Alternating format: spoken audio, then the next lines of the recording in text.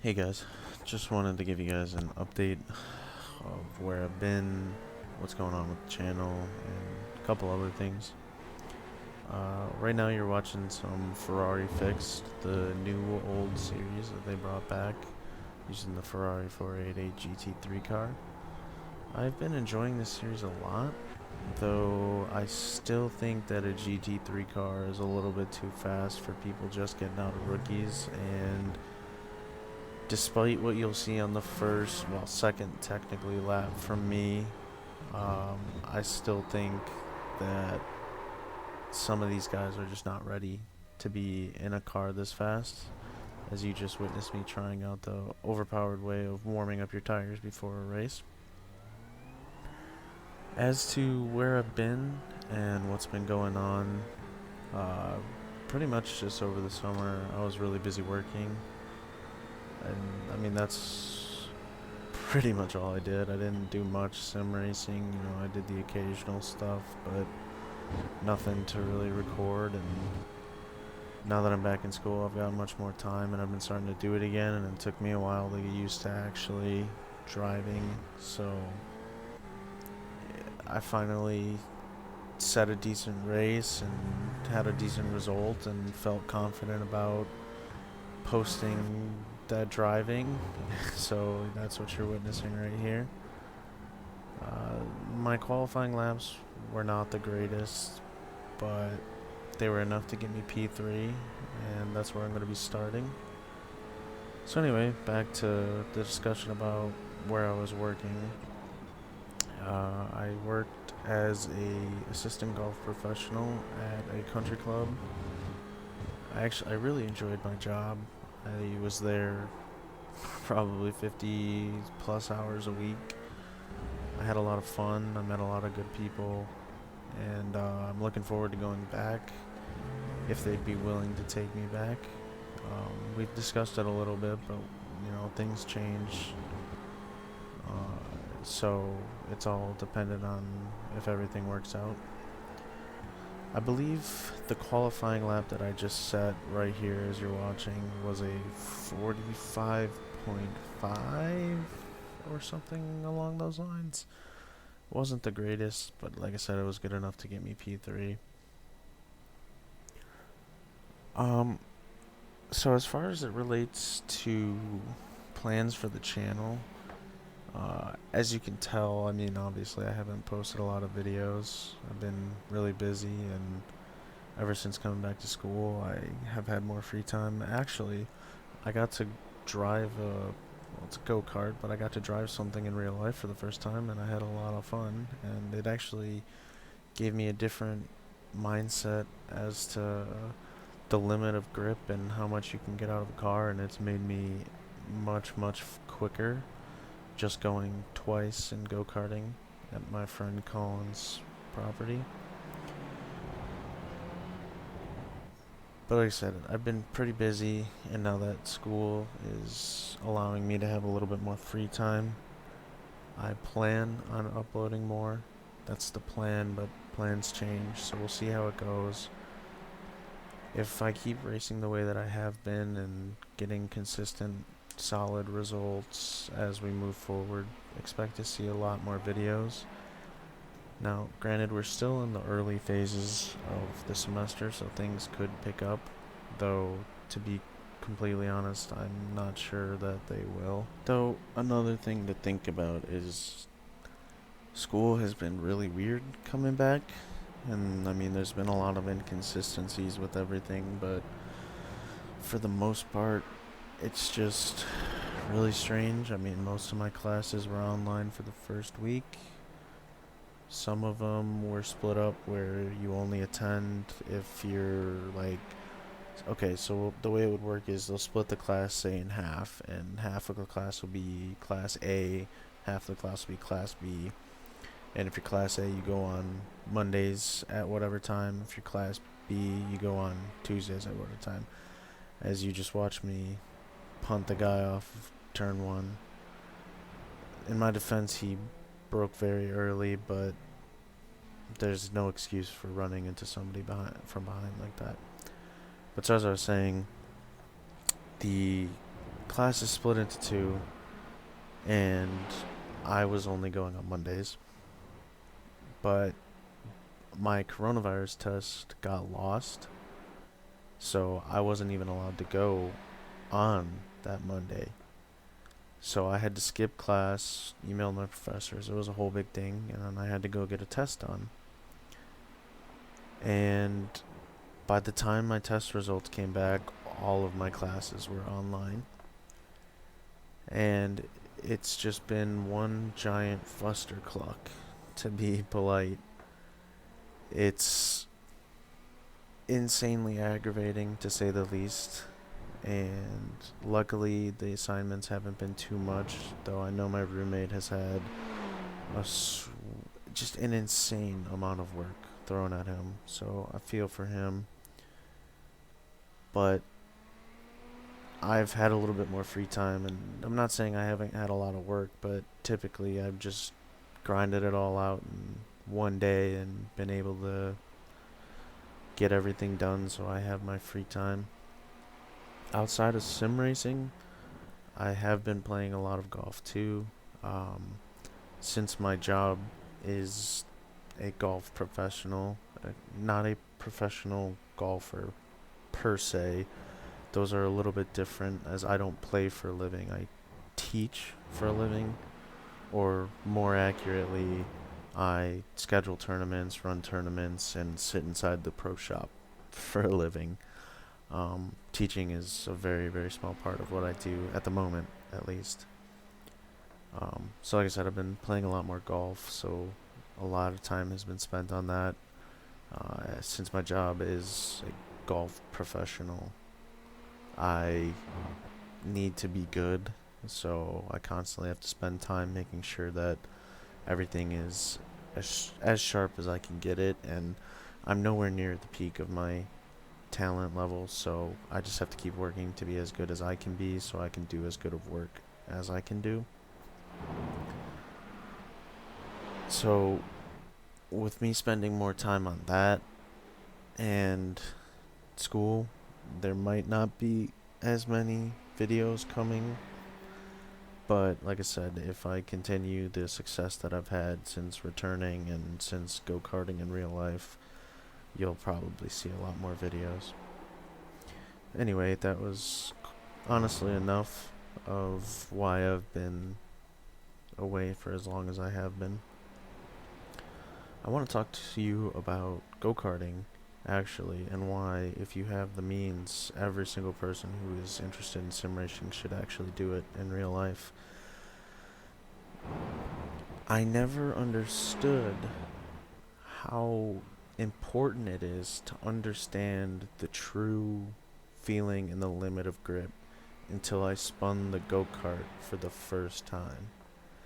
Because when I first got out there, I was much slower than I should have been, and I couldn't figure it out until I realized that through sim racing, through real go-karting, through any other form of driving that I've ever done, I mean, even just normal driving on the street, I've never been on the actual limit of grip.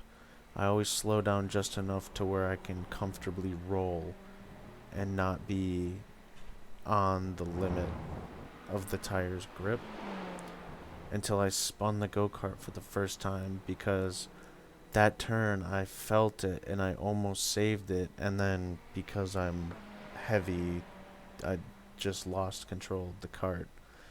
And ultimately, throughout the 2 sessions that I put in on the go-karting track, I realized that I'm just too heavy to set times close to what my friend Colin and his parents were setting.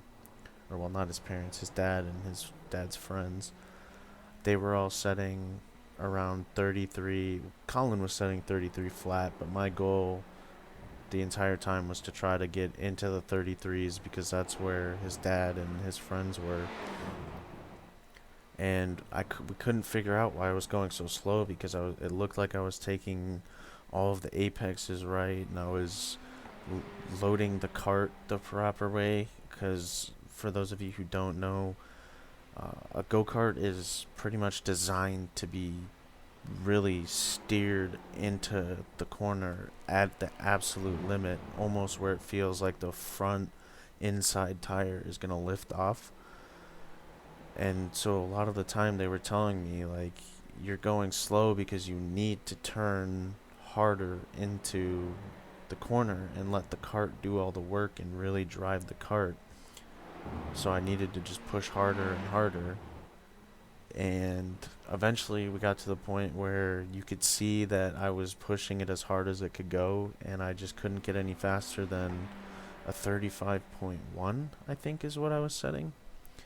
And at the end of the second session, we just started doing races, and we did a standing start race and a in an endurance format, and it was really cool. We On their go-kart track, we set up 3 pit boxes. We all had partners. I was partnered with Colin.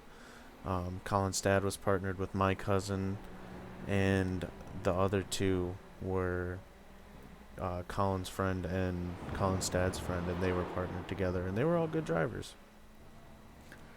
Uh, we realized after the standing start, because I started the race, just how much my weight was holding me back, because their track is about like just shorter than a half of a mile, probably about point 0.4 of a mile. And by the time we got to the first point where you'd have to slow down, which is about a third of the way through the track, the rest of the people were probably almost 2/3, if not just a little bit less than 2/3 of the way through their lap, just because the cart was taking so much time to accelerate because of my weight. And now I weigh about 240 pounds, and the closest person to me was my cousin, who was about 75 to 80 pounds lighter than me. So I had a severe disadvantage. Um, Actually, thinking about it now, it was not 80, it was definitely like 70 pounds. Because he was 170. But anyway, we figured out that that's what was killing my lap times. Because coming out of the chicane that they have, or well, it's a triple chicane, which is actually a fantastic design. Coming out of the triple chicane, I was just bogging down. I was catching like everybody except for Colin into the corners, and then the cart was just bogging down. And so by that time that we were at the end of the straight, having to slow down again, they were just so far ahead of me. There was nothing I can do. And to an extent, it was frustrating, but I've been trying to eat healthier. I've been working out a lot more, specifically for golf. But if the benefit means I'm faster in go karting, another plus is always a good reason to keep going.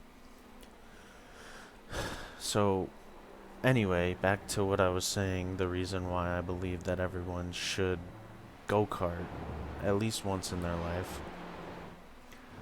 When I felt the limit of that grip for the first time, it changed the way that I was thinking about driving every car. I got more confident on the throttle. I got more confident throwing the car into the corners, knowing that I don't have to worry about the rear stepping out, because if the rear steps out, I'm just not babying the car right.